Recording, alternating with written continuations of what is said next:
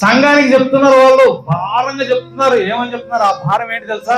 మీరు ఇలాగే ఉండాలి, ఇలాగే చేయాలి, ఇలాగే ఉండాలి, ఇలాంటి స్థితిలోనే ఉండాలని వాళ్ళకి చెప్తున్నారు. కానీ వీళ్ళు కనీసం వాళ్ళకి సహాయం కోసము కొనవేలితో కూడా వాళ్ళకి సహాయము చేయట్లేదు. అంటే వీరు నడుచుకోవట్లేదు అని చెప్తున్నారు అక్కడ. యేసుక్రీస్తు వారికి ఎలాగ తెలుసండి? ఆయన వచ్చిందే 30 సంవత్సరంలో పరిచర్యకి. 30 సంవత్సరాల వరకు ఆ తల్లిదండ్రులతో ఉండి మరి సంథింగ్ ఆయన కొన్ని విషయాలు చేశారు అక్కడ. అవన్నీ అయిపోయిన తర్వాత ఆయన పరిచర్యకు వచ్చారు. సుమారుగా 3.5 సంవత్సరాలు యేసుక్రీస్తు వారు పరిచర్య చేశారు. ఆ పరిచర్యలో వచ్చి రాగానే పరిచర్యల గురించి, శాస్త్రాల గురించి ఎలాగ తెలిసింది? వారు తెలిసిన దాన్ని ఆయన ప్రతిసారి అంటారు. వారు వచ్చి ప్రశ్నించినప్పుడల్లా వాళ్ళని తిడతారు. ఏమని తిడతారు చెప్పండి? అదే అంటారు. తర్వాత సర్ప సంతానమా అని తిడతారు కదా, పాపిష్టి జనములు అని తిడతారు. తర్వాత సర్ప సంతానమా అని తిడతారు. ఈరోజు అదే ఎజ్రా అనేటువంటి ఒక వ్యక్తిని వచ్చి ఎవరైనా నువ్వు ఏమనే సర్ప సంతానం అంటే నీకు పడతానా? కానీ ఆ రోజు వాళ్ళు ఊరుకున్నారు, సైలెంట్గా ఉన్నారు. నాకు తెలిసి ఏమనలే. ఈ తిట్లన్నీ భరించలేక ఆయన శిలువలో అప్పగించారు. ఎవరు వీళ్ళు? ఎక్కడికి చెందిన వాళ్ళు? పరిచర్యలు శాస్త్రాలు. ఎక్కడికి చెందిన వాళ్ళు? మందిరానికి చెందిన వాళ్ళు. అంటే ఆ చుట్టుపక్కల ఉన్నటువంటి వాళ్ళందరూ యూదులే కదండి, యూదులే కదా. తెలుసమ్మా? తెలియదా ఎవరికైనా? అక్కడ ఉన్న వాళ్ళందరూ యూదులే. కానీ వీళ్ళకు ఒకటి ఉంటుంది, మేము నీతిమంతులము, మా కోసం ఎవరు రావాల్సిన అవసరం లేదు. యేసుక్రీస్తు వారు నశించిన గొర్రెల యొద్దకే కానీ మరి ఎవరి యొద్దకి నేను రాలేదు అంటారు. ఎందుకు? ఇటువంటి యొక్క భావం ఉంది కాబట్టి లోపల. అందుకే ఆయన్ని శిలువలో అప్పగించేశారు. అప్పటికే యేసుక్రీస్తు వారు చెప్తా ఉన్నారు, నేను మనుష్య కుమారుడు అని చెప్తే కూడా నమ్మలేదు.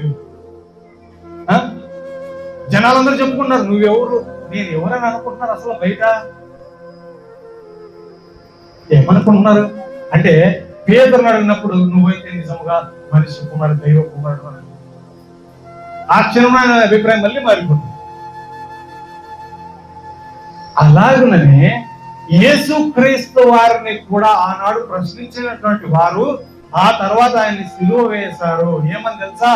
నువ్వు మా కొరకు రాలేదు, మా కొరకు ఉంచబోరు, ఇంకా చాలా దూరంలో ఉన్నారనే లెక్కలో యేసుక్రీస్తు వారిని వచ్చినప్పుడు ఏం చేశారు? సిలువకు అప్పగించారు.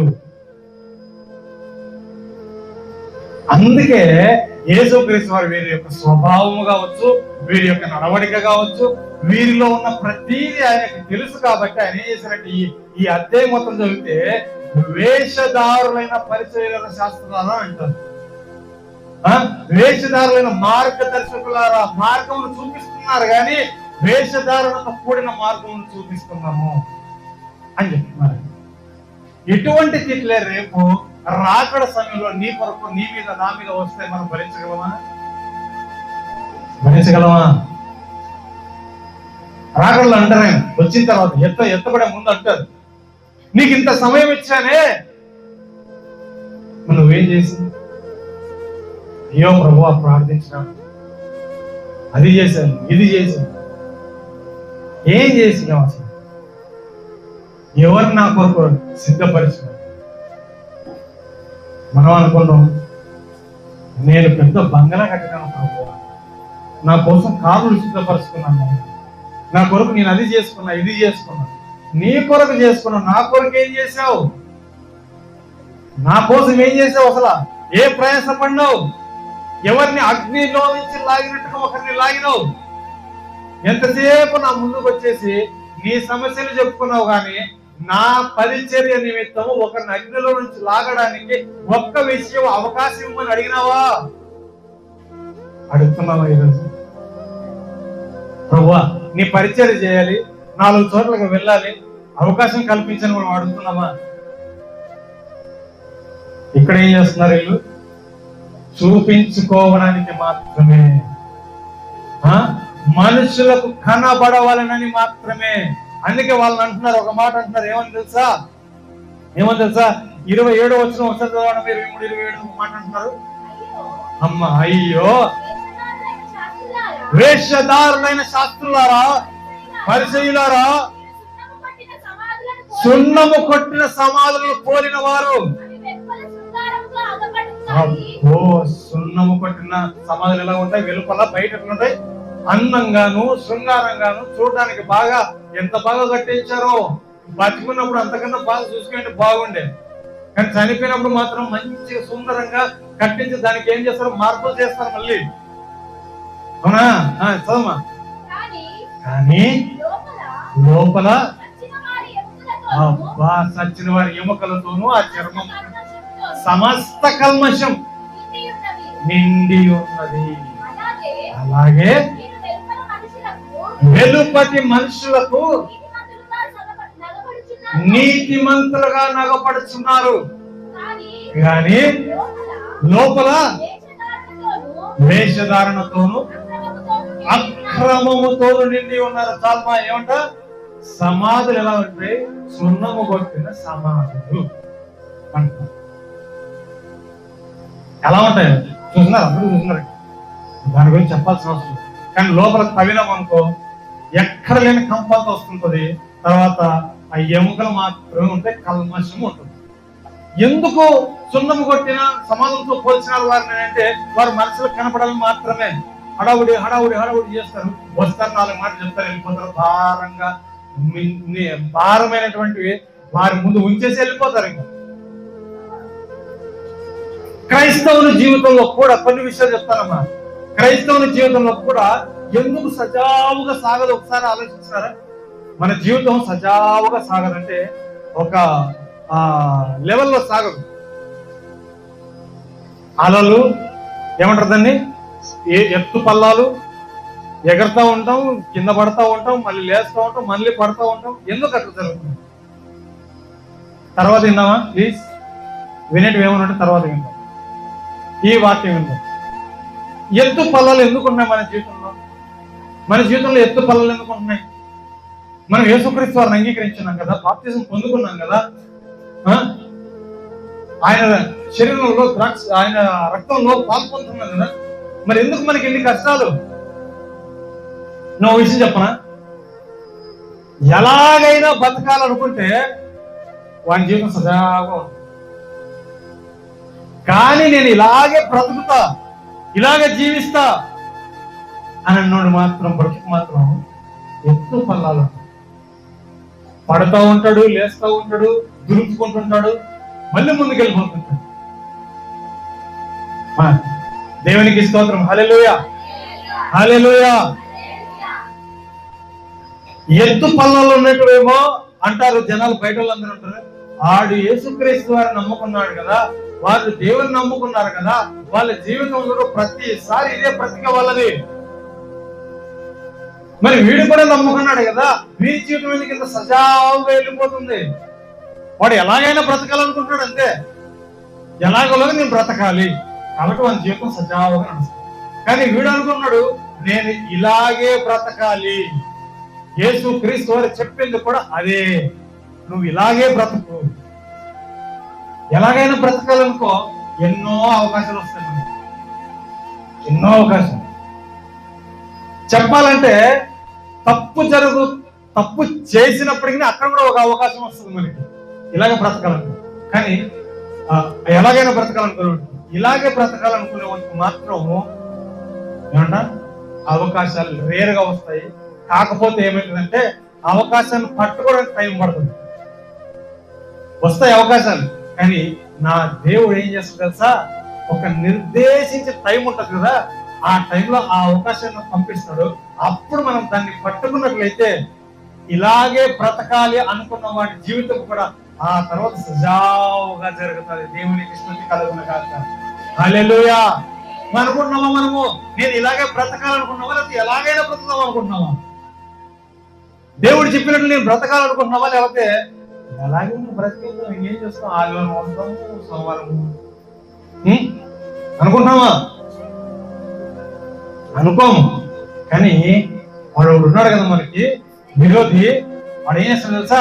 అరే ఇలాగే బ్రతికి ఏం చేస్తావు నాయన, చూస్తున్నావు కదా, ఎదురు చూస్తున్నావు కదా, అంతే వదిలే అయిపోయింది. అవును కదా, ఎవరు లేరు అబ్బా, అందరూ నీతిమంతులేమా? ఎవరు లేరు. మనల్ని మనకే చూపించి ఏమంటుందని మన వేలు తీసుకొని మన కంట్లోనే పొడిచే టైప్ ఎవరు? అపవాది. ఆడి మాటలు మనం నమ్మకూడదు. కానీ ఎక్కువ అవకాశం అక్కడే ఉంది. నువ్వు నేను మనందరం పడిపోవడానికి కూడా అవకాశం ఉంటుంది. ఈరోజు మనుషులకు కనబడే వల్ల మనం ఏం చేయొద్దు. సున్నం కొట్టిన సమాజంలాగా ఉండొద్దు. ఉంటావా నిజంగా అట్లే ఉండు, అలాగే బ్రతుకు. ఎవరు ఏమనుకున్నా, ఎవరు ఎన్ని చేసినా అలాగే బ్రతుకు, లేదా ఇలాగే బ్రతుకు. ఎలాగా? సున్నం కొట్టిన సమాధానం. వాళ్ళని అంత మాట అన్నప్పుడు వాళ్ళు ఎవరైనా నా అలాంటి వాడైతే కొత్తిమీర చెట్టు చూసుకుని ఊరేసుకునేవాడు తెలుసా? మరి నిజంగా ఏదైనా కొత్తిమీర చెట్టు ఉందా మీ దాంట్లో అంటే చెప్పండి, ఆయన వేసుకోండి ఊరి. అరే నవ్వరేందమ్మా, నవ్వేసేసి కూడా అరే ఏ మరి ఎవరైనా కొడుతున్నాను, నేనేమో తిడుతున్నానా? నేనేం తిట్టట్లే, యేసుక్రీస్తు తిట్టిందని ముందు పెడుతున్నాను తల్లి. నవ్వండి. అదే మాట నిజంగా సర్ప సంతానం. ఇప్పుడు అంటా నేను ఒకరినంట, ఎవరినా అర్థం కాదు, కానీ ఎవరినంట నువ్వు సర్ప సంతానం అని అంట. వాళ్ళు ఊపి ఉంటారు నేను మాట్లాడే ఎవరు? ఎందుకు? మన దీనత్వం కలిగిన వారు కదా, అనిపించుకోవాలి కదా. నేను ఎందుకు అనిపించుకుంటా? నిజమా కాదు చెప్పండి. మన దీనత్వం కలిగి ఉండమంటాడు మత్తయి 5వ అధ్యాయంలో, సాత్వికం కలిగి ఉండమంటాడు, హృదయశుద్ధి కలిగి ఉండమంటాడు. కానీ మనం ఒక మాట వచ్చేసరికి నేను ఎందుకు పడతా? ఎవరైనా ఉండొచ్చు. పెద్దలైనంత మాత్రం అంటారా? అరే ఎందుకు అన్నారు, ఏ మాట కోసం అన్నారు, ఒకసారి పులుగు వచ్చని ఆలోచిస్తే తెలిసిపోద్ది కదా. నేను అట్లా ఆలోచిస్తాను. ఒకరు అన్నారు మనల్ని అంటే మనలో ఏదో చిన్న లోపం వాళ్ళకి కనపడింది, అది మనకు తెలియదు, కానీ అన్నారు. సరే మనం సరిదిద్దుకుని తప్పే ఉంది దాంట్లో. మళ్ళీ రిటర్న్ అన్నాం అనుకో, ఏమైతే చెప్పండి? ఆడికి చోటిచ్చిన వాళ్ళ దేవునికి స్తోత్రం. ఏమో నాకు తెలిసి నేను ఎవరో బాగా బాధపడుతున్నాను. నాకు తెలిసి చాలా ఇబ్బంది పడుతున్నారు మాట్లాడడానికి కూడా. దయచేసి అనుకోద్దానమ్మా, మాట్లాడండి, నవ్వండి, తప్పే ఉంది. నిజంగా ఇప్పుడు ఎవరన్నా ఒకరు అన్నానంటే మరి నేను ఖచ్చితంగా ఏదో కొత్తిమీర చెట్టు, ఇక్కడ మునగ చెట్టు ఉండాలి, మునగ చెట్టు, దానికన్నా ఊరేసుకుంటాను అక్కడ. అవే బలమైన వాక మీకు తెలియదు నా దృష్టిలో. ఇప్పుడు సర్ప సంతానం అని మీరు సున్నం కొట్టిన సమాధులని ఈనాడు మనం అనిపించుకుంటామా? నా జీవితం నాకు తెలిసి, నీ జీవితం నీకు తెలుసు. ఫస్ట్ నువ్వు చూసుకో, నాది నేను చూసుకుంటా అంటాను. నేను అంటాను ఒకరు మనల్ని అంటున్నారయ్యా అంటే మనం దాన్ని సరి చేసుకోవడంలో తప్పు లేదంటాను. మనుషులైనప్పటికీ ఎవరైనా అది ఎలాగా మనతో అంటేనే బాగుంటుంది. మూడో వ్యక్తి నుంచి రాకూడదు. మూడో వ్యక్తి నుంచి వచ్చిందంటే అక్కడే వచ్చింది. వాడు వస్తాడు, మధ్యలో దొరుకుతాడు నాలుగో వ్యక్తి. అరే ఏమున్నా ఎజ్రా నీ దగ్గర చెప్పాలి కదా, మరి మూడో వ్యక్తితో ఎందుకు చెప్పేసినాడు? అయిపోయింది. ఆ వ్యక్తికి ఏమైతుంది? అవతల వ్యక్తికి నాతోనే చెప్పచ్చు కదా, ఇంకో వ్యక్తి ద్వారా చెప్పడం పని ఉంది. మరి జరుగుతున్నాయా లేదా? మూడో వ్యక్తి ద్వారా వెళ్ళేదానికన్నా. అందుకే అంటారు ఆయన, యథార్థత కలిగి జీవించండి. తప్పుని ఎత్తి చూపించేటప్పుడు ఎంత యథార్థంగా ఉంటామో, దాన్ని సరిదిద్దేటప్పుడు కూడా అంతే యథార్థంగా ఉంటాం. వీళ్ళు చేయట్లా పని, వీళ్ళు చూసేదానికి మాత్రమే యథార్థవంతులు. ఎవరు వీళ్ళు? శాస్త్రులు. చూసేదానికి మాత్రమే యథార్థవంతులు. అబ్బా వీళ్ళను చూస్తుంటే దేవుడే దిగి వచ్చినట్టున్నాయా, ఎజ్రాను చూస్తుంటే దేవుడే దిగి వచ్చినట్టున్నాయా, ఏం మాట్లాడుతున్నాడు, ఏం చెప్తున్నాడు అసలు, వామ్మో.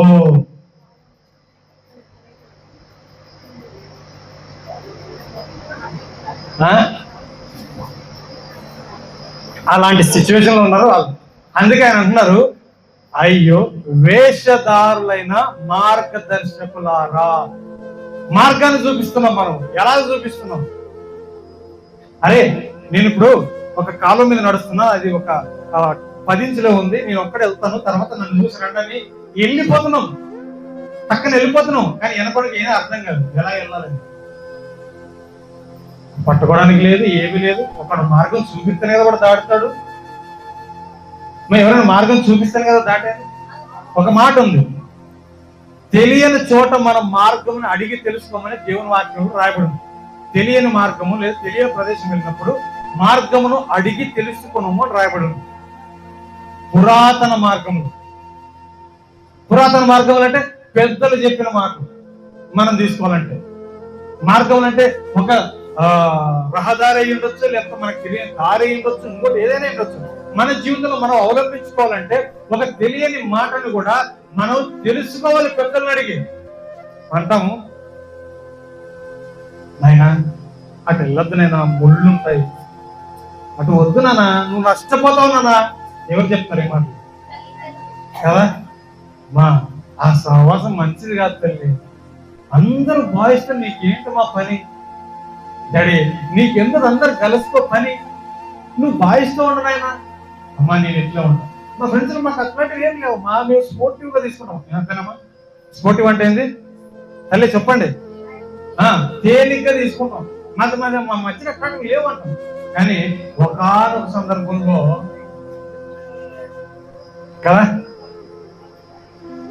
చెప్పినప్పుడు వినంటే ఈ పరిస్థితి వచ్చేదా?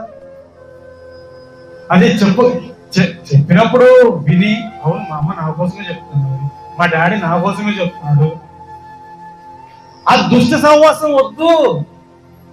నీకెందుకు మగపిల్లలతో సహవాసం? ఎంతవరకు? నాకు ఓ దైవజనుడు ఉన్నారు, పేరు తెలియదు కానీ ఒకరు చెప్పినాక విన్నాను. ఆడపిల్లలు మగపిల్లలతో మాట్లాడేటప్పుడు ఎన్ని ఫీట్స్ దూరం ఉన్నారు ఒకసారి తెలుసు కదా? అంతేనా? 3 ఫీట్స్. బాయ్స్ ఆడపిల్లలతో మాట్లాడేటప్పుడు ఎన్ని ఫీట్స్ దూరం ఉండాలి? సేమ్ కదా? సేమ్ కదా? ఆయన అంటున్నారు, అటువంటి సత్సంబంధం కలిగి ఉంటే నో ప్రాబ్లం. అటువంటి సత్సంబంధం కలిగి ఉంటే నో ప్రాబ్లం. అటువంటి ఏమంటారు దాన్ని, అనుబంధం కలిగి ఉంటే ఎంతవరకు? ఇంత దూరంలో, 3 అడుగుల దూరంలో, అక్కడ గోడంత దూరంలో, ఇక్కడ నుంచి మాట్లాడు. కానీ బయట ఇట్లాంటివి జరుగుతున్నాయి. ఫ్రెండ్స్ అంటారు, ఇంకోటి అంటారు, బెస్టీస్ అంటారు, ఇంకా చాలా మంచి స్నేహితులు అంటారు, చిన్ననాటి స్నేహితులు అంటారు, లేక కలిసినాడు అంటారు, కలిసింది అంటారు. అట్లాంటి వాళ్ళు కాపురాలు, పెళ్ళైన వాళ్ళు కాపురాలు కూడా కూలిపోతున్నారు. ఎందుకు లేవు? సరైన మార్గము లేదు.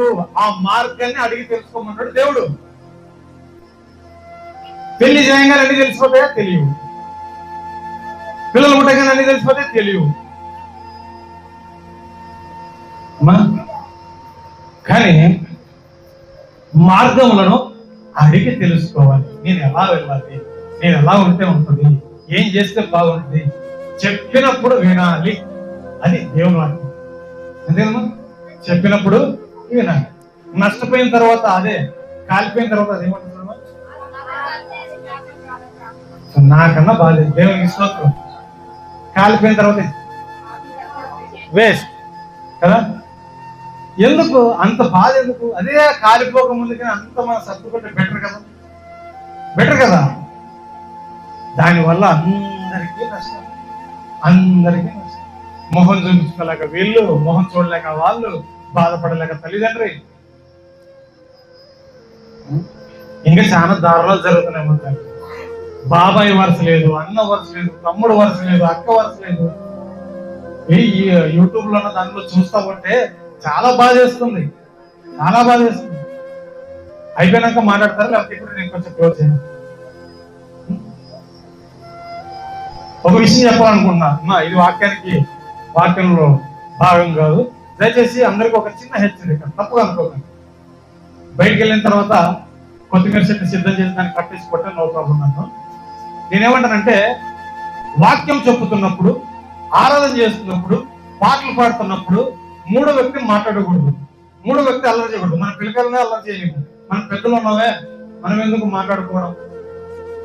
నేను అంటున్నది దయచేసి కొన్ని విషయాలు ఏమైతే అంటే క్రమానికి అడ్డుగా వస్తాయి, క్రమం తప్పినట్టుగా అనిపిస్తుంది. కొత్త వ్యక్తులు వచ్చినప్పుడు ఇదేమి చర్చ ఇలాగా అక్కడ వాక్యం చెప్తే ఇక్కడ మాట్లాడుతున్నారు అనేటువంటి స్టేజ్ దగ్గర వెళ్ళిపోతాయి. మైండ్ డెలికేట్ ఉన్న వాళ్ళు ఏమవుతారంటే వెళ్ళిపోతారు, వాళ్ళు మళ్ళీ నెక్స్ట్ టైం రారు.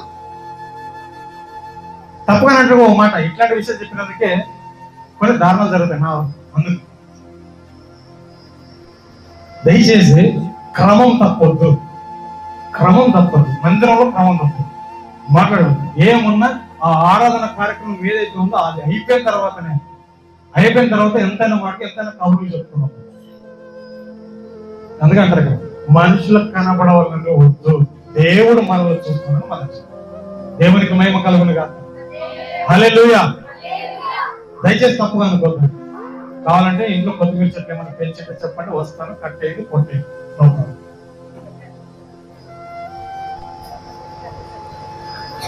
అదైతే బలంగా ఉంటుందమ్మా. చిన్నప్పుడు మా అమ్మ నన్ను కొత్తిమీర చెట్టు కట్టి కొట్టింది ఒకసారి, తెలుసా మీకు? కొత్తిమీర చెట్టు ఎవరు నవ్వరు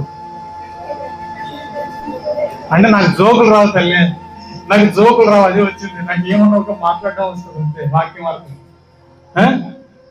సరే, ఇంకో విషయాన్ని కూడా మాట్లాడుతున్నారు. ఇంకో విషయం ఏం చేస్తారంట వీళ్ళు, 23 వచ్చిన ఒకసారి చదవండి. అయ్యో వేషధారులైన శాస్త్రులారా, పరిచయులారా, మీరు పుదీనాలోను సోంపులోను జీలకర్రలోను 10వ వంతు చెల్లించి ధర్మశాస్త్రంలో అనగా న్యాయమును కనికరమును విశ్వాసమైన వాటిని విడిచిపెట్టారు, వాటిని మానక వీటిని చేయవలసి ఉండండి. ఏంటమ్మా చాలు. ఇక్కడ కొన్ని విషయాలు తెలియజెప్తున్నారు. ఎవరు? యేసుక్రీస్తు వారు పరిచయులు శాస్త్రం దగ్గర ఒక మాట అంటున్నారు. ఏమని అంటున్నారు? మీరు ఏం చేస్తున్నారు? పుదీనాలో ఇస్తున్నారు, సోపులో ఇస్తున్నారు, జీలకర్రలో కూడా ఇస్తున్నారు. అంటే అన్ని నాకు తెలిసి పూర్వ వాడేటివి ఇవన్నీ. ఇవన్నీ ఇస్తున్నారు, ఇవన్నీ చేస్తున్నారు, కానీ చేయవలసినవి ఏం చేస్తున్నారు? విడిచిపెట్టారు. ఏంటి అమ్మ చేయవలసినవి ఏంటి? అక్కడ చదువు ఒకసారి.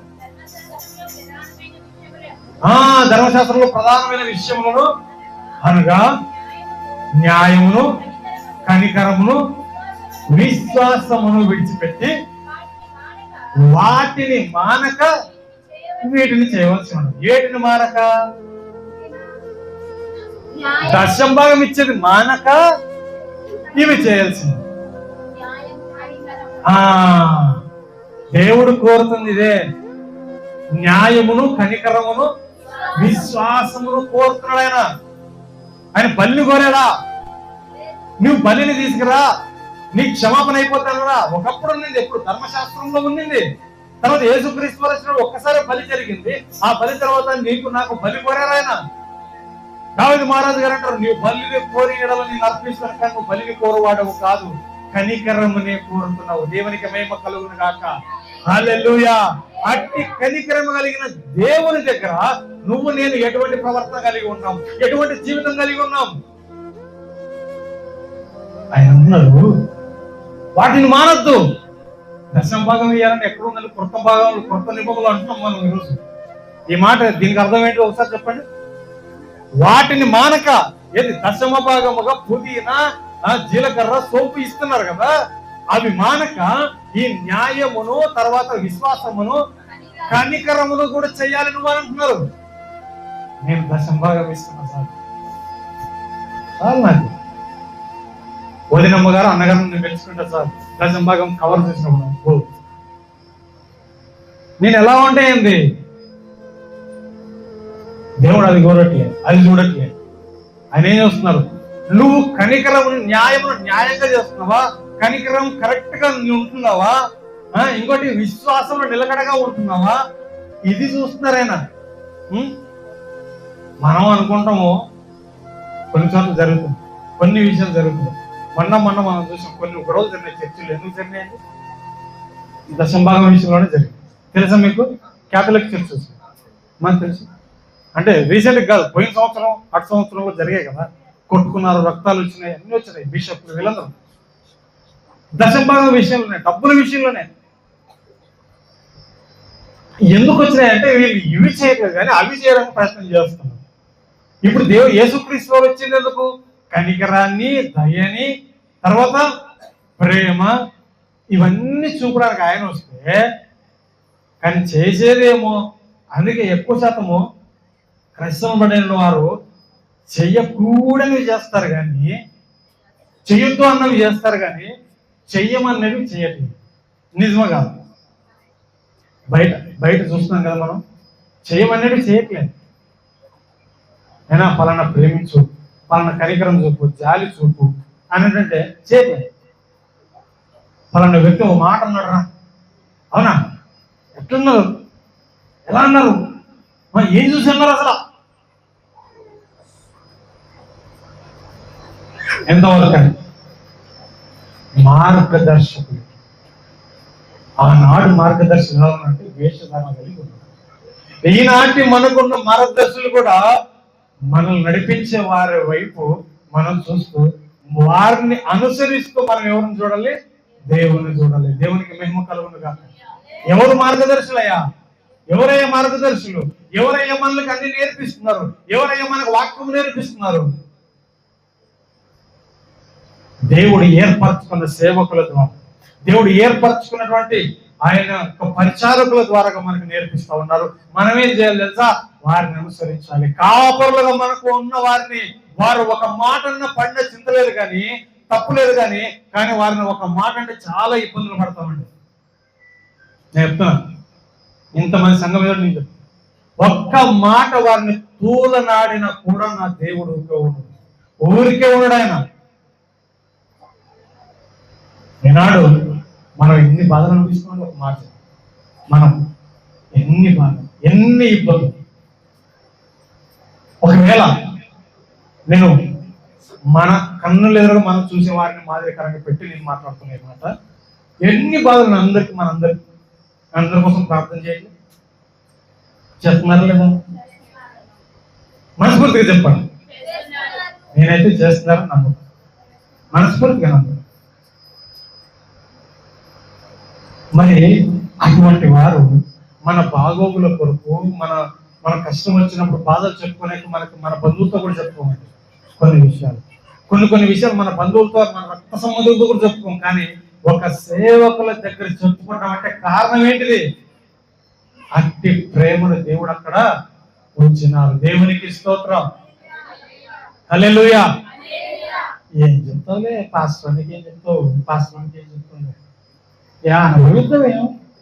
అక్కడే ఉంటాం మనం, నిజంగా అక్కడే ఉంటాం. ఒకరికి తెలియకూడదు, కొన్ని విషయాలు తెలియకూడదు, ఓకే ఒప్పుకుంటా. కానీ కొన్ని సందర్భాల్లో వాళ్ళకి తెలియాల్సిన పరిస్థితి ఉంది కదా. వాళ్ళు అంటారు ఒక మాట, ఏదో ఒక మాట కోపదాపాలు అన్నారు అనుకోండి, ఎందుకన్నారు, ఎలా అన్నారు, అయిపోయింది స్టార్ట్. వాడు వస్తాడు మూడో వ్యక్తి, చెప్తున్నా కదా, ఆ మూడో వ్యక్తి వాడి వల్ల వచ్చిందంతా. అవునా, నిజమా, ఫాస్ట్ నేను ఇట్లా ఎంత కృష్ణ లెక్క అట్లా అనకూడదే, మా ఎంత పాటలు పడతావు నువ్వు తల్లి, నిన్న మాట అనేది అట్లా అన్నదా అనుకోరనుకోండి. ఎగ్జాంపుల్ చెప్తున్నానమ్మా. మళ్ళీ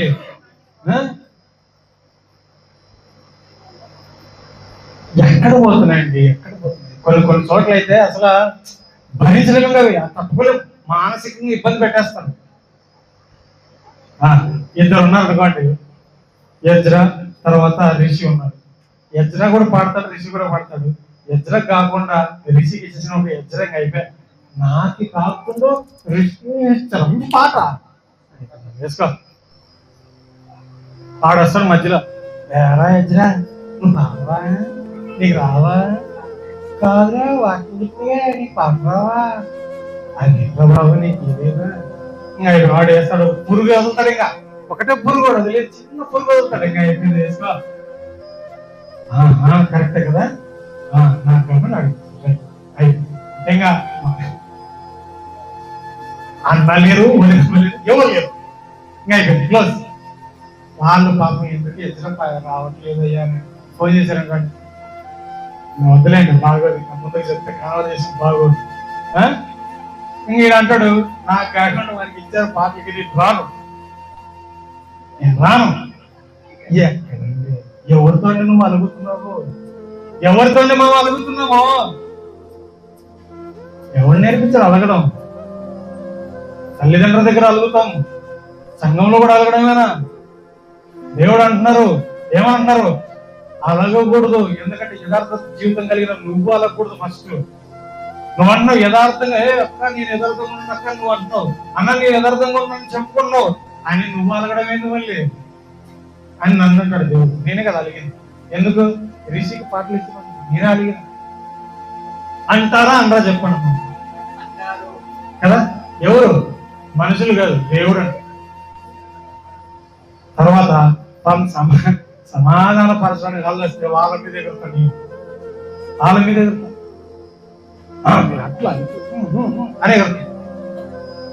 ఎందుకే కదా నువ్వు ఏంటి కదా? ఈ వారం కాబట్టి నెక్స్ట్ వారం రాదా నీకు అవకాశం? చెప్పండి.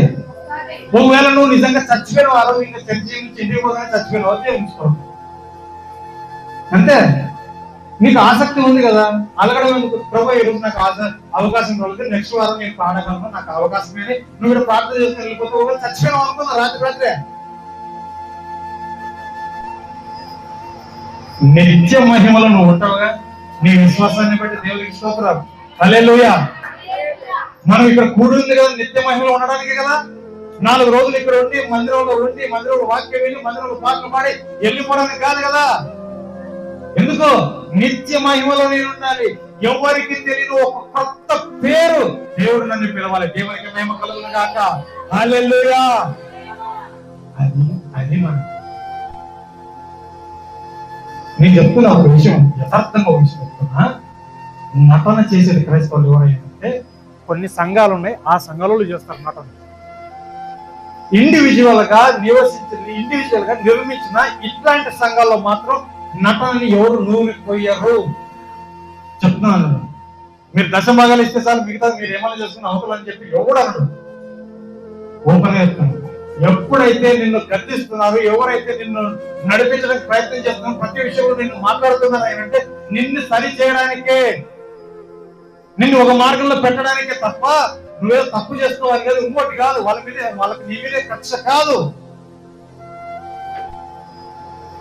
కానీ కొన్ని సంఘాలు గేటు దాటి డోర్ దాటి ఇక్కడ వచ్చినారా, దేవునికి మహిమకరంగా మీరు జీవించండి. గేట్ దాటిన తర్వాత నువ్వు ఏమైనా గొడవపడు, ఏమైనా మందు కాదు, ఏమైనా వ్యభిచారం చేయి, ఏమైనా చేసుకో, నాకు అనవసరం. కానీ ఇక్కడికి వచ్చిన తర్వాత నువ్వు ఎలా ఉండాలి? పవిత్ర హృదయుడు. ఎక్కడ వస్తుంది ఒక మాట? వారం రోజుల గ్యాప్. వారం రోజుల గ్యాప్. నేను కొన్ని వాక్యాన్ని ముందు పెట్టుకుని మాట్లాడుతున్నాను, వాళ్ళని ఆధారం చేసుకుని పరిచయాల్ని శాస్త్రాలను పెట్టే మాట్లాడుతున్నాను. జ్ఞాపకం చేసుకోండి. వారం రోజులు మనకి గ్యాప్ వస్తుంది. ఆరాధిస్తున్నదేమో 2.5 గంటలు. 2.5 గంటల్లో కూడా మనం ఎంత వస్తున్నాము? సాయిరన్న గారు ఒక మాట చెప్పారు, అది గ్రూప్ లో పెట్టారు, చూసారా? మేము ఎవరెవరు చూసినా చెప్పారు. పెట్టింది నేను చూసినాను, వదినమ్మ గారు చూసాను, మిగతా ఎవరు చూడలేదు. అక్క చూసినాను. దేవి గ్రూప్ లో సాయిరన్న అని ఒక దైవజనుడి యొక్క వాక్యం పెట్టారు.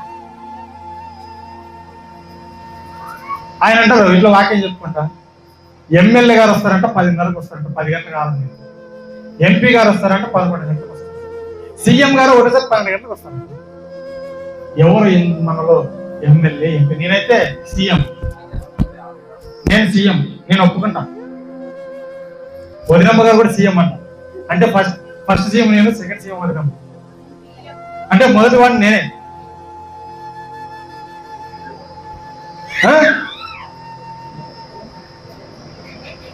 చూసినారు కదా, చూసినప్పుడు అర్థమైంది అది. మరి నిజంగా మనం కరెక్ట్ టైంకి వచ్చి ఆరాధన చేస్తా ఉంటే దేవుని యొక్క మహిమను మనం చూడాలి.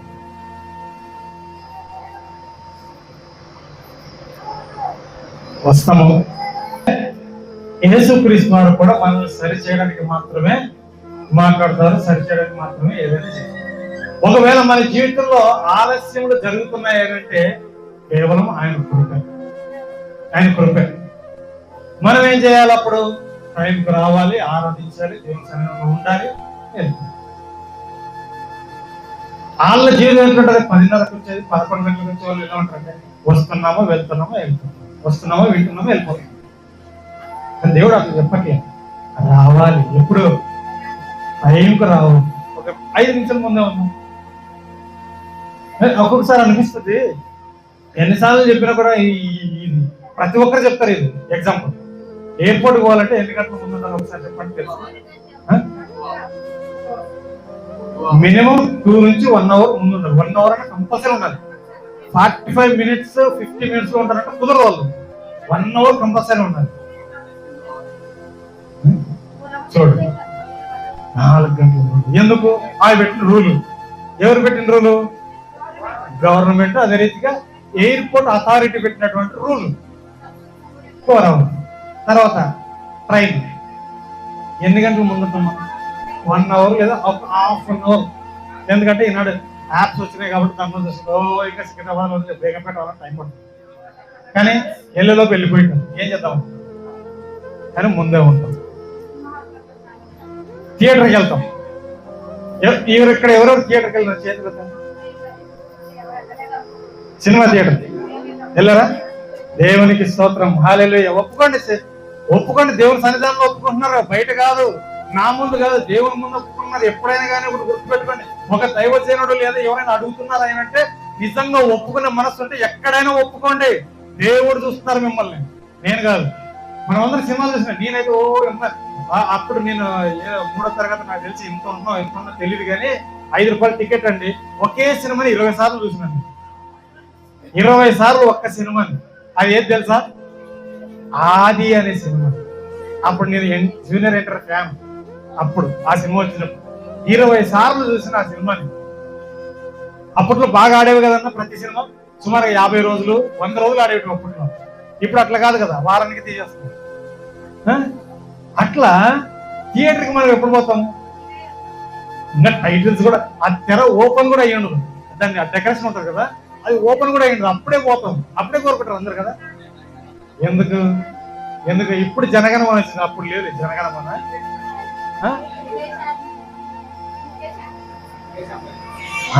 ఎందుకుమా? సినిమా స్టార్ట్ అవుతుంది, టైటిల్స్ స్టార్ట్ అవుతాయి, మధ్యలో వెళ్తే మనకి స్టోరీ అర్థం కాదు, అంతే కదా. కానీ చాలా మంది స్టోరీ కోసం పోరు ఎవరు, ఈనాడు కానీ అప్పుడు కానీ ఎప్పుడు స్టోరీని చూడలేదు ఎవరు. కానీ ఏది మనకు అర్థం కాదు సినిమా అని ముందే వెళ్ళిపోతారు. దేవుని వాక్యం ప్రకటిస్తున్నప్పుడు మధ్యలో వచ్చి కూర్చుంటే ఎంతమందికి అర్థమవుతుంది? వాక్యం స్టార్ట్ అయింది, 10 నిమిషాలు 20 నిమిషాలు వాక్యం స్టార్ట్ అయిపోయింది. దైవజనుడు మాట్లాడుతున్నారు, నువ్వు అప్పుడు వచ్చినావు, అరగంట తర్వాత వచ్చినావు. వచ్చిన తర్వాత ఆయన స్టార్టింగ్ లో ఏం చెప్పినారో అప్పటికి నీకు అర్థమైందా? అసలు దేవుడు నీతో మాట్లాడినా నాతో మాట్లాడడానికి ఒకవేళ నీకు ఆదరణ కలిగించే మాటలు అంతకు ముందు అయిపోయినాయేమో. మరి నిజం చెప్పండి, ఒకవేళ ఈరోజు నేను ఒక ఆవేదనతో ఉన్నా, నేను ఒక బాధతో ఉన్నా, ఈ బాధ దైవ సేవకుని ద్వారా నాతో మాట్లాడాలి అని అనుకుని నువ్వు ఈరోజు మందిరానికి నేను టైంకి వెళ్ళాలంటే ఆ టైంకి రాలేకపోయినావు. కానీ ఒకవేళ నువ్వు అంత అయిపోయిన తర్వాత వస్తే నీకు రావాల్సిన, నువ్వు వినాల్సిన మాటలు మిస్ అయిపోతే చెప్పండి, నీకు అనవసరమైన లేదు. అబ్బా ఈరోజు మాకు విన్నట్టుగానే లేదమ్మా, టైంకి వస్తే ఎందుకని విన్నట్టు అనిపిస్తుంది. టైంకి వచ్చినామంటే దేవుడు నిజంగా నీతో సూటిగా మాట్లాడుతున్నాడేమో. నేను మళ్ళీ చెప్తున్నా, ఇక్కడ నిలబడి మాట్లాడేది మనిషి అయినప్పుడు, కానీ అక్కడ నుంచి ఆయన నోటి నుంచి వచ్చేది మాట్లాడు దేవుని మాటలే. దేవునికి మహిమ కలుగును గాక. హల్లెలూయా, హల్లెలూయా. అందుకే ఏం చెప్తున్నారు? వారి మాటలు విని అనుసరించండి, గైకొనండి, కానీ వారి క్రియలు చేస్తున్నారు. అంటే వాళ్ళని చూడొద్దు. గుర్తుపెట్టుకోండి, నన్ను ఫాలో అవద్దమ్మా, దయచేసి దేవుని మాటలు లక్ష్యం పెట్టండి అది చెప్తున్నాడు. అందుకే ఒకవేళ మిస్ అయిపోతే ఏంటి పరిస్థితి? ఏంటి వేదన కదా. మళ్ళీ వచ్చే వారం వరకు మళ్ళీ వారం రోజులు గ్యాప్ వస్తుంది. ఆ వారం రోజులు నేను ఇలాగే ఉంటాను, ఇంతే విశ్వాసంతో ఉంటాను గ్యారెంటీ ఉంది ఎవరికైనా? ఎందుకంటే ఎన్ని పడిపోవడానికి అవకాశాలు లేవండి, ఎంత పడిపోవడానికి అవకాశాలు లేవు. నిలకడగలిగి నిలదొక్కున్న వాళ్ళు ఎవరిని చూపించండి. ఒక్క బైబిల్ మీద ఆధారపడి ఆయన ఆయన చూస్తున్నాడని భయపడి నిలబడిన వారు తప్ప మిగతా వాళ్ళమంతా నాకు తెలిసి నేను అనుకుంటున్నాను మనం ఎవరు ఆధారపడి మనం ఎవరు భయపడ వచ్చినామా, విన్నామా, పాల్గొన్నామా, వందనాలు చెప్పినామా, జంపు చేయాలి. తర్వాత వారం వరకు ఇక్కడ వద్దమైన చెల్లి కొట్టేళ్ళిపోతుంది. అవునా? వద్దమ్మా. రాకడ సమయం యుద్ధము మన పక్కనే జరుగుతుంది. యుద్ధం మనలో జరుగుతుంది. యుద్ధం మనం చేసే ప్రయత్నాలు మనం చేస్తూ మన జీవనోపాధి మనం కొనసాగించుకుంటూ ఆయన కొరకు ఎదురు చూడాలి. దేవునికి స్తుతి కలుగును గాక. హల్లెలూయా. అందుకే చెప్తున్నారా మీరు ఇలా ఉండొద్దు. వాళ్ళు ఇలా ఉన్నారు, వాళ్ళని అనుసరించొద్దు. వాళ్ళు ఏం చేస్తారు? సున్నము కట్టిన సమాధులా ఉన్నారు. మీరు అలా ఉండొద్దు. మీరు ఎలా ఉండాలి? మీరు ఎలా ఉండాలి?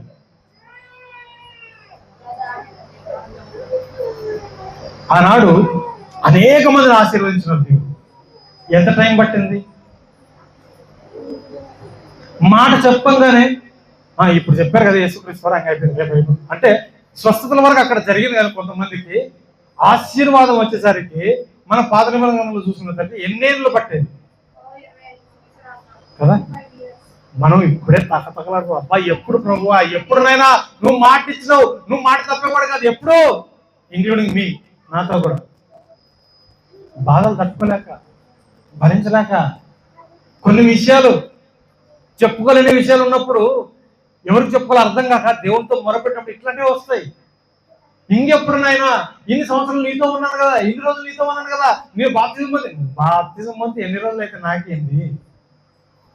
ఎవరైనప్పటికీ దేవుడు అంటారు మనం ఆయనకు నచ్చినట్టుగా జీవిస్తే, ఆయన మెచ్చుకునేటట్టు జీవిస్తే ఏమవుతుంది? ఆశీర్వదిస్తుంది. అబ్రహాము గారు నీతిమంతునిగా ఎంచబడ్డాడు. ఆయన నీతి ఆయనకి ఎంచబడింది. విశ్వాసాలకు తండ్రి అయినాడు. తర్వాత ఆశీర్వదింపబడ్డాడు. ఎప్పుడు? 25 సంవత్సరాలు ఇస్సాకు గారు వచ్చినప్పుడు. ఎప్పుడో చెప్తే అప్పుడు ఇచ్చారు ఆయన. అట్లాంటి విశ్వాసం మనలో ఉందా? ఇన్స్టెంట్, అప్పటికప్పుడే. బ్రూ కాఫీ కాదండి బాబు, ఇది దేవుని యొక్క పరిచయం. బ్రూ కాఫీ అయితే అప్పటికప్పుడే ఒక కప్పు కాఫీలు అప్పటికప్పుడు కలుపుకొని ఇన్స్టెంట్ గా చేసుకోవచ్చు. దేవుని ఆశీర్వాదం. ఆయన ప్రతిదీ పరిశీలన చేస్తాడు, ప్రతిదీ పరీక్షిస్తాడు. ఈరోజు నీకు పరీక్షలు పెడుతున్నారంటే ఎందుకు? నీ మెదడులో ఎంత జ్ఞానం ఉందనే దానికి తప్ప నువ్వేదో పొడి చేస్తావు, నలిపేస్తావు అని కాదు. నీ జ్ఞానం వెళ్తుంది. నువ్వు దేనికి పనికొస్తావు నెక్స్ట్, నువ్వు ఎంతవరకు జ్ఞాపకం ఉంచుకుంటున్నావు మా అర్థమవుతున్నా? అందుకని పరీక్షలు పెట్టాలి. లేకపోతే ఎంతవరకు చదువుకున్నావో అది గుర్తుందా లేదని పెట్టదా? జ్ఞానం ఎంత ఉందని పరీక్ష అది. ఈరోజు దేవుడు మనకు ఒక పరీక్ష పెడుతున్నాడంటే అమ్మ దేవుడు ఎప్పుడు నాకు ఇదే బాధ, ఎప్పుడు ఇదే, ఎప్పుడు ఇంతే, నా బతుకంతా ఇంతే అని అనుకుంటున్న మన జీవితాల్లో కూడా దేవుడు అద్భుత కార్యాలు చేయబోతున్నాడు. దేవునికి మహిమ కలుగును గాక. హల్లెలూయా, హల్లెలూయా. మనం ఎలా ఉండాలి తెలుసా? సున్నం కొట్టిన దానిలా ఉండొద్దు. మనం ఎలా ఉండాలి? సువాసన వెదజల్లే వారిగా ఉండాలి. ఆయన పిలిచింది మనల్ని అనేకులకు పరిమళ వాసనగా ఉండడానికి పిలిచారు. ఆయన దుర్వాసన కొట్టడానికి. దుర్వాసన కొడితే ఎవరు మన పక్కన ఉండరు. అదే పరిమళ వాసన అయితే ఎక్కడన్నా సెంట్ బాగుంది సెంట్, అదే ఆడలో చూపిస్తారు.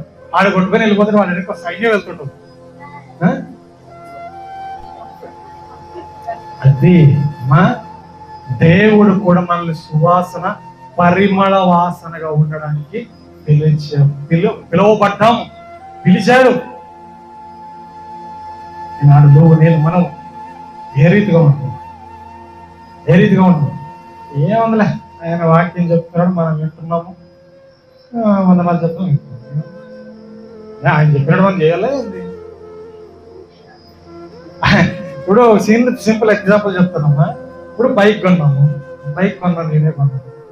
ఆ బైక్కి ఈ బైక్ పెట్రోల్ బైక్ కనిపెట్టాడు. నేను కొత్తగా అయిపోయాను, నా దగ్గర డబ్బులు లేవని నేను ఊపిమంటే బైక్ పెట్రోల్ ఉంటుందా? పోనీ ఎలక్ట్రిక్ బైక్ కొన్నాము, 200-300 కిలోమీటర్లు వస్తుంది, చూసుకుందామని చెప్పేసి అనుకుంటున్నాము. తర్వాత ఆగిపోతుంది. ఏం చేయాలి? మళ్ళీ పెట్టాలి కదా, బ్యాటరీ పెట్టాలి కదా, ఛార్జింగ్ పెట్టాలి కదా. మరి మనం ఎందుకు ఇట్లా అనుకుంటున్నాం? అయ్యో ఆయన చెప్తాడు, చెప్పిందంతా ఎడ జరుగుతుంది, ఏం దిగలే అని మనం ఎందుకు అనుకుంటున్నాం? మరి చెప్తున్నారు అయ్యానంటే ఏదో సంథింగ్ ఉంటేనే చెప్తారు, సంథింగ్ లేకపోతే ఎందుకు చెప్తారు? అక్కడ ఏం లేదు, నథింగ్ గురించి ఎవరైనా మాట్లాడతారా? ఎవరు మాట్లాడు? సంథింగ్ ఉంటేనే కదా. అమ్మో తెచ్చిన వాళ్ళ ఇంట్లో 80 ఇంచ్ టీవీ అంట, బాగుంది కదా, చూసారా మీరు? ఎక్క చూసావా? కన్నా చూసావా? అంటారా? మా వింటున్నామా? ఒక దాని గురించి మాట్లాడుకుంటాం. మ్యాటర్ ఉందయ్యానంటే మ్యాటర్ ఉంటేనే మాట్లాడుకుంటాం, లేనప్పుడు ఏం మాట్లాడుకుంటాం? అక్కడ ఇక్కడ దేవుని వాక్యములో ఒక మంచి ఉంది కాబట్టి మనం మాట్లాడుకున్నాం. ఒకలాగా ఉండకూడదు, ఇంకోలాగా ఉండాలని చెప్తున్నారు దేవుడు ఇక్కడ. వాళ్ళు అలా ఉంటారు కానీ ఇలా ఉండరు, కాబట్టి మీరు ఇలా ఉండండి. ఎలా ఉండాలి? అనుసరించే వారిగా ఉండాలి, కైకొని వారిగా ఉండాలి, మాటను నమ్మేవారిగా ఉండాలి. మా విన్నమా? ఈనాడు దేవుడు నీతో నాతో అందరితో స్మూతిగా మాట్లాడుతున్నాడు. ఏంటి తెలుసా? మీ జీవితము, మన జీవితము ఆయనకు నచ్చినట్టుగా, ఆయనకు మెప్పు ఉన్నట్టుగా బ్రతికితే దేవుడు మనల్ని అనేకులకు తండ్రిగా, లేకపోతే తల్లిగా, లేకపోతే ఉన్నత స్థానంలో ఆయన ఉంచుతాడు. దేవునికి మహిమ కలుగును గాక. హల్లెలూయా, హల్లెలూయా. ఎంతమందికి ఉందమ్మా ఈరోజు నేను ఉన్న స్థానంలో ఉండాలని? ఎంతమందికి లేదమ్మా చెప్పండి? అందరికీ ఉంది. నేను ఉండాలి, ఉన్న స్థానంలో ఉండాలంటే ఏం చేయాలి? వాళ్ళు చెప్పిన మాట వినాలి. ఇక్కడ అనేక మంది జాబులు చేస్తా ఉన్నాము. ఆ జాబులు చేసి చెప్పినప్పుడు యజమాని చెప్పినప్పుడు వినాలి లేదా? వింటేనే కదా ఆయన రేపు పొద్దున మనకి శాలరీ ఇంక్రీజ్ చేయాలా లేకపోతే తగ్గించాలని చూసేది. కానీ ఇక్కడ మాత్రం అమ్మో మా సార్ చెప్పాడు, నేను వెళ్ళిపోవాలి, మా సార్ ఒక మాట చెప్పాడు, నేను ఖచ్చితంగా పని చేయాలి. మరి రాత్రి 9 గంటలకు లేదు సార్ నేను రానంటే ఉంటాడు. రేపు పొద్దునే ఉంటాడు, నేను చెప్పిన మాట ఏది నవ్వు నీకు ఇంకా వదిలేను ఉంటాడు కదా, మానే. మరి దేవుడు కూడా అన్ని అవకాశాలు ఇస్తున్నప్పుడు మనం ఇంకెందుకంటే కాల్తో తన్నుకుంటున్నాము? దయచేసి దేవుని యొక్క రాకడ అతి సమీపం. ఎప్పుడనేది తెలియదు, ఎవరికి తెలియదు, కానీ రాకడ సమీపం. ఎప్పుడు వస్తుందో తెలియదు. సిద్ధపాటు కలిగి ఉంది, సిద్ధం కలిగి ఉందాం.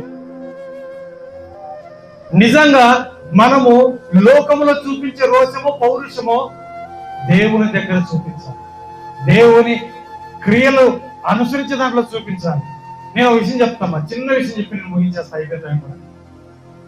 ఈ రోజు నేను నిలబడిన కారణం అంటే, ఈ రోజు నేను ఇక్కడ నిలబడి ఈ పొజిషన్ లో ఉన్నా, నా బ్రతుకు ఎక్కడైనా ఉన్నా, లోకంలో ఉన్నా, నాకు ఎన్ని అప్పులున్నా దాని గురించి మాట్లాడలేదు. నేనేమనంటే దేవుడు నాకు ఈ వాక్యం ప్రకటించే భాగ్యం ఇచ్చినాడయ్యా. అంటే ఎట్లానంటే, నేను నా కజిన్స్ అందరం కలిసి చేసే పాడు పనులన్నీ కలిసి చేసినాం. దీంట్లో మాత్రం నేను వెనకబడి ఉన్నా. ఇక్కడ 2010 సంవత్సరంలో వెనకబడి ఉన్నా. అంటే నువ్వు వాళ్ళకి ఇచ్చిన కృప ఏంటి, నాకు ఇవ్వని కృప ఏంటి? వాళ్ళకి ఇచ్చిన ధన్యత ఏంటి, నాకు ఇవ్వని ధన్యత ఏంటి? ఇప్పుడు లోకంలో అనుకుంటాము అంటే వాడు బైక్ కొన్నాడు, నేను కొనలేదంటే కొంట చూడు, ఈ రోషం ఉంటుందిగా, ఈ పౌరుషం ఉంటుందిగా. అట్లా అంటే మేమందరం కలిసి చేసినాము, ఏం చేసినా కలిసి చేసినాం. మరి ఇదెందుకు నేను వెనకబడి ఉన్నాను? దీంట్లో ఎందుకు నేను వెనకబడి ఉన్నాను? నాకెందుకు పాటలు పాడడానికి కాదు, నాకెందుకు వాక్యం చదవడానికి కాదు. ఈరోజు అనుష ఉంది కదా, ఈ అనుష టక్కని తీస్తుంది కదా, చెప్పంగానే రెఫరెన్స్ చెప్పంగానే ఆ స్టేజ్ లో మేమిద్దరం పోటీ పడేవాళ్ళం. అక్కడ మా ఊళ్ళు, మా చర్చిలో పోటీ పడేవాళ్ళం. అసలు గర్ల్స్ చదివేవాళ్ళు కాదు, అసలు మేమిద్దరమే ఏమన్నా మేమిద్దరం చదువుకునే వాళ్ళం. చదివేవాళ్ళం టక్కని తీసేసి అంత స్పీడ్ గా వెళ్ళిపోయాడు. ఎందుకు అనంటే అతనికి ఇచ్చింది నాకు ఇబ్బంది, నాకు అది కావాలంటే దేవుడు ఈ రోజు హల్లెలూయా. కానీ ఈ క్రమంలో ఏమైతుంది తెలుసా, ఆయన చెప్పింది ఏంది, సమాధుల్లాగా ఉండొద్దని చెప్పాడు కదా. మరి ఎలా ఉండాలి, పరిమళ సువాసనలా ఉండాలి కదా. పరిమళ సువాసనలా ఉండాలంటే ఉంటుందా? గంధపు చెక్కని నరికితేనే కదా దాని సువాసన తెలిసేది. మరి నరకకుండా దాని వాసన తెలియాలంటే తెలుస్తుంది. మరి నరకాలంటే ఆయుధం తీసుకుని కొట్టాలి కదా, వాక్యమైన ఆయుధంతో కొట్టాలి కదా. ఆ ఆయుధంతో నరికితేనే కదా అవతల వాళ్ళు పరిమళ వాసనగా ఉండేది. ఈ క్రమంలో ఏమైందనంటే ఎజ్రాగాడు చిల్డ్రన్ అయిపోయినాడు అన్నమాట. అందుకే నేను ఇలాగే బ్రతకాలని దేవుని దగ్గర నా నిబంధన. ఇలాగే బ్రతుకుతాను, నేను ఇలాగ ఉంటాను, ఎవరు ఏదేమైనా పర్లేదు. ఆ రోజు నిర్ణయించుకున్నది, రాను రాను రాను రాను రాను రాను ఇప్పుడు దేవుడు నాతో నిజంగా ఉన్నాడని నేను నమ్ముతున్నా. దేవునికి మహిమ కలుగును. హల్లెలూయా. ఒకప్పుడు లేదండి, ఒకప్పుడు నేను దూరంగా ఉన్నా. ఆయన ఆరాధిస్తున్నప్పటికీ, ఆయన్ని సేవిస్తున్నప్పటికీ, బైబిల్ చదువుతున్నప్పటికీ, పాటలు పాడుతున్నప్పటికీ దూరంగా ఉన్నా. కానీ ఒక 4-5 సంవత్సరాల నుంచి నిజంగా దేవుడు నాతో ఉన్నాడని నేను దేవునికి మహిమ కలుగును. ఎందుకు చెప్పనా, ఎప్పుడైతే దేవుడు ఒకరికి తోడుగా ఉంటాడో వాడు బాగా తొక్కబడుతుంటాడు. గుర్తుపెట్టుకోండి, ఎవరైనా కానీ బాగా తొక్కబడుతుంది. ఎట్లా తొక్కబడుతున్నాడు తెలుసా, అది ఎదగడానికి కూడా అవకాశం ఉంది, ఊపిరి పీల్చుకోవడానికి అవకాశం ఉంది. ఒక పక్క దేవుడు చేస్తామంటే ఆత్మీయ జీవితంలో, ఇంకొక పక్క శరీర జీవితంలో సాతాను కూడా చేస్తాడు. వాటన్నిటినీ ఎవరు ఏది ఏమైనప్పటికీ దేవుని వాక్యం ప్రకటించే నువ్వు నేను ఎవరైనా కానీ గుర్తు పెట్టుకోండి. ఈ రోజు మేము పరిచారకులు కాదు, ఈ రోజు మేము దైవజనులు కాదు, దైవ సేవకురాలు కాదు, మేము వాక్యం ఎవరికి చెప్పము, సువార్థికులము కాము అని మీరు అనుకుంటున్నచ్చేమో. కానీ ఒక విషయం చెప్తున్నా, అతి త్వరలో వాక్యము కరుగబోతుంది. మీకు సువార్త చెప్పడానికి కూడా ఎవడు ఉండడు, ఇంకొకరికి సువార్త చెప్పడానికి నువ్వు ఉండవు. నువ్వు ఉండాలి అంటే నువ్వు దీన్ని ఇప్పుడే పట్టుకోవాలంటే అవలంబించుకోవాలంటే దాన్ని చదవాలి, దాన్ని నెమరు వేసుకోవాలి. దయచేసి మాకెందుకు అనుకోవద్దు. దేవుడు చెప్తున్నాడు, ఒక ఉన్నతమైన స్థానం వచ్చేటప్పుడు మనం తొక్కబడతాం, అణచబడతాం. దేవుడు మనల్ని ఇంకా దిగజారుస్తాడు. ఎక్కడ దాకా తెలుసా, ఇంకొకరు వచ్చి మన క్యారెక్టర్ ని బ్యాడ్ చేసేంతగా దిగజారుస్తాడు. కానీ భయపడకూడదు. మనం ఏం చేయాలి, కురింగిపోకూడదు, నిలబడాలి. నువ్వెవరో నీకు తెలీదా? నువ్వెవరో నీకు తెలీదా? చెప్పండి. నేనంటే నాకు తెలుసని వాళ్ళు చెప్పండి. నేనంటే ఏంటో నాకు తెలుసు, ఇంకొకరికి చెప్పాల్సిన అవసరం అయ్యుండొచ్చు, వాళ్ళకి తప్పుగా కనపడుతుండొచ్చు నేను, కానీ నేనేంటో నాకు తెలుసు, నా దేవునికి తెలుసు, నన్ను సృష్టించి నా దేవునికి తెలుసు, ఆయన నిన్ను సృష్టించాడు.